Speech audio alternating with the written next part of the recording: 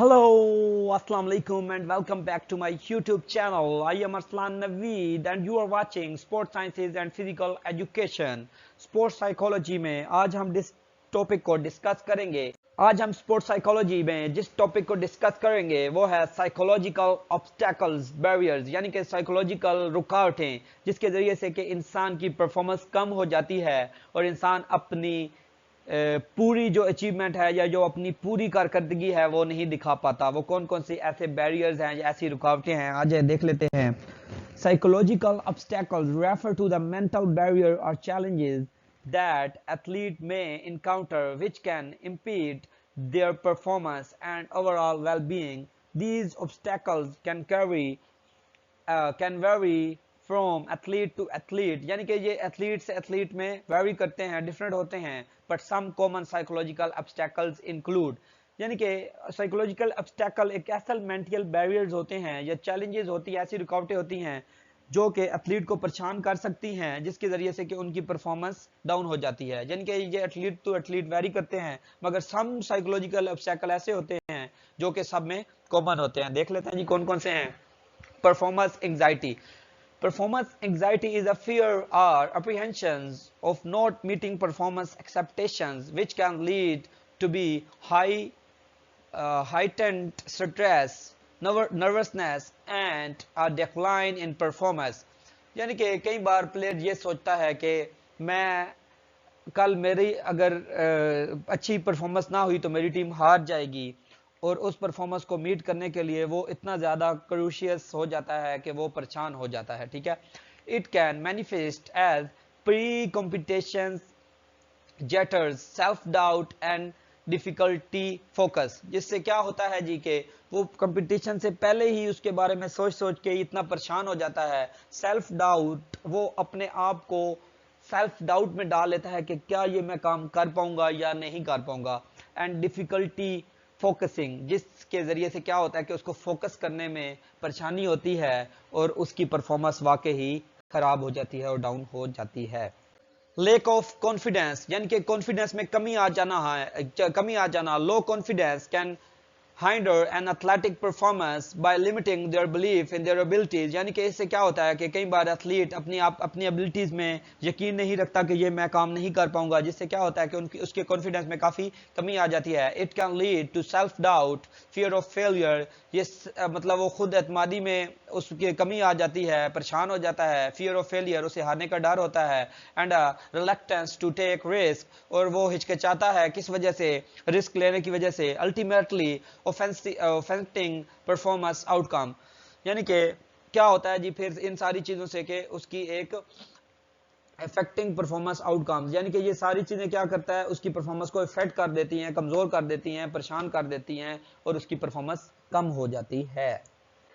Negative self talk. Negative self talk भी psychological obstacle में से एक मेन ऑब्स्टैकल है, जिसके जरिए से के क्या होगा, refer to the inner dialogue और thought that athlete have which are self-crucial, self-defecting, and negative self-talk can erode confidence, increase anxiety, and hinder performance by creating a negative mindset. जिसके जरिए से क्या होता है कि एथलीट परेशान हो जाता है, उसकी परफॉर्मेंस में रुकावटें आती हैं, ठीक है, उसकी नेगेटिविटी बढ़ जाती है और उसकी जो कॉन्फिडेंस उसमें भी कमी आ जाती है, जिससे कि क्या होता है उसकी ओवरऑल परफॉर्मेंस काफ़ी ज़्यादा लो हो जाती। Perfectionism. Perfectionism is excessive striving for flawlessness and setting unrealistically high standards, यानी कि अपने आप के लिए इतने ज़्यादा हाई स्टैंडर्ड सेट कर लेना कि इंसान उसको अचीव ना कर सके और फिर परेशानी में अपनी परफॉर्मेंस जो है उस तक भी ना पहुंच सके। While striving for excellence is positive, extreme perfectionism can lead to anxiety, यानी कि किसी हद तक एक्सीलेंस तक पहुंचना तो ये पॉजिटिव है, ठीक है, कि मैं इतना कर सकूं या यहाँ तक पहुंचूं, मगर जब एक्सट्रीम प्रोफेशनलिज्म में इंसान आ जाता है तो वो क्या होता है कि वो इंसान को एंग्जाइटी की तरफ ले जाती है, सेल्फ क्रिटिसिज्म के लिए की तरफ ले जाती है। यानी कि मिसाल के तौर पे एक बॉलर हर बार तहिया कर ले कि मैंने फर्स्ट ओवर में विकेट लेनी ही लेनी है, ठीक है, तो उसके चक्कर में अगर उसको पहले ओवर में विकेट ना मिली तो अपने अगले 3 ओवर ही वो खराब कर ले, ठीक है। फियर ऑफ फेलियर, फिर इससे क्या होगा, फियर ऑफ फेलियर भी पैदा होता है। Difficulty coping with mistake, setbacks, ठीक है, उससे फिर स्ट्राइक बैक करना मुश्किल हो जाता है और इंसान अपनी गलतियों से सीखता नहीं है, ठीक है। Lack of focus. Lack of focus is also a main obstacle in sports psychology. या sports difficulty maintaining focus and concentration can hinder performance. ये बहुत ज़्यादा मेन रुकावटें हैं परफॉर्मेंस में.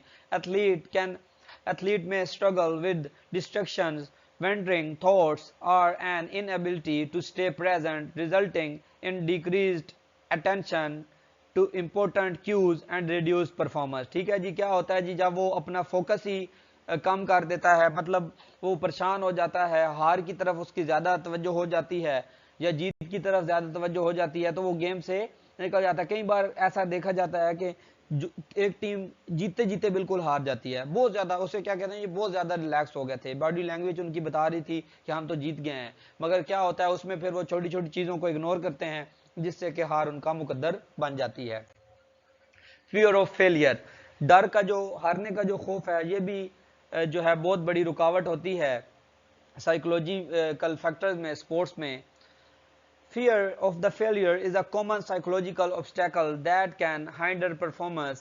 It involves a fear of making mistakes, disappointing oneself or others, यानी कि खुद को मैं disappoint कर रहा हूँ या किसी अदर को disappoint करूँगा, and can lead to anxiety, ये anxiety की तरफ ले जाती है, avoidance behavior की तरफ ले जाती है, and reluctance to take risk necessary for success। ठीक है, यानी कि ये फिर हिचकिचाहट महसूस होने लग जाती है इंसान को कि किस तरह से मैंने रिस्क लेना है, ठीक है, फिर वो रिस्क लेने से भी डरता है और हार उसका मुकद्दर बन जाती है।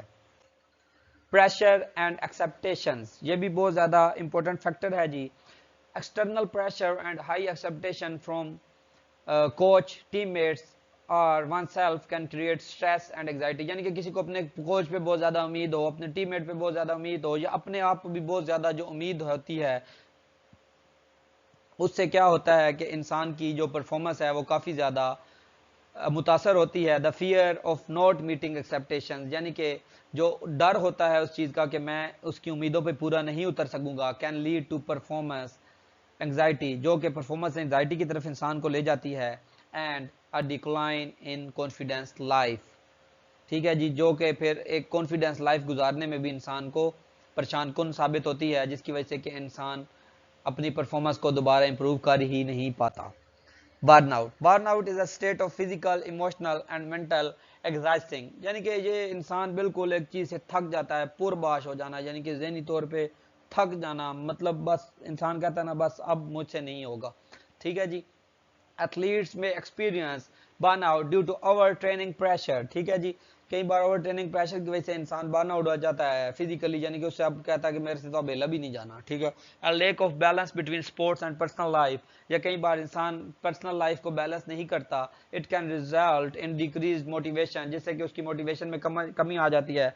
मिसाल के तौर पे वो हर टाइम परफॉर्मेंस ही कर रहा है, ट्रेनिंग ही कर रहा है, अपनी आम लाइफ को टाइम ही नहीं दे पा रहा, तो क्या होगा, वो एक ना एक दिन उस चीज से थक जाएगा, बर्नआउट हो जाएगा। ठीक है, it can result in decrease motivation, emotional fatigue and reduce performance, जिससे कि इमोशनल फटीग भी आएगी, उसकी मोटिवेशन में भी कमी आएगी और उसकी परफॉर्मेंस भी कम हो जाएगी।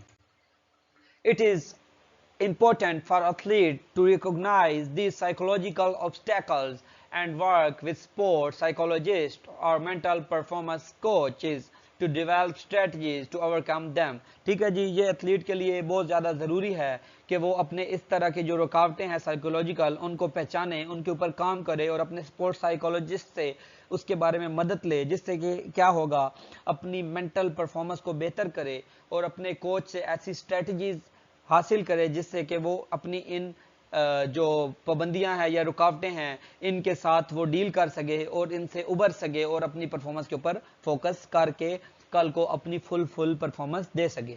Psychological skills training, cognitive behavioural techniques. अच्छा जी, अब वो आगे बता रहा है कि किस किस्म की टेक्निक्स के जरिए से इसमें बेहतरी आ सकती है। साइकोलॉजिकल स्किल ट्रेनिंग के जरिए से इसमें आ जाती है।